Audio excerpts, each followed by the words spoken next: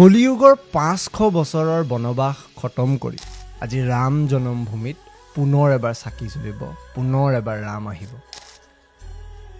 শ্ৰীৰাম বহুতৰ কাৰণে কাল্পনিক হয়, কিন্তু শ্ৰীৰাম কেৱল হিন্দু ধৰ্মৰ ভগৱান নহয়। শ্ৰীৰাম এজন সৎ মানুহৰ প্ৰতীক হয়।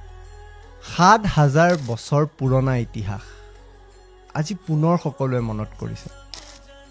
500 বছৰ নিজৰে ঘৰত নাথাকি এটা এনেকুৱা ভয়ানক অৱস্থাত যি ভগৱানে আমাক আমাৰ জীৱন দিলে, নিজেই নিজৰ ঘৰৰ পৰা দূৰত আছে। কলিযুগৰ 500 বছৰৰ বনবাস খতম কৰি ৰাম আজি ঘূৰি আহিছে, প্ৰভু ৰাম আজি ঘূৰি আহিছে।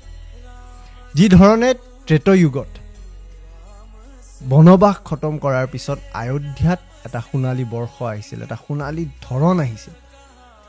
আশা এটাই, কলিযুগৰ এই 500 বছৰৰ বনবাস শেষ কৰাৰ পিছত ভাৰতৰ এটা নতুন যুগ আৰম্ভ হ'ব।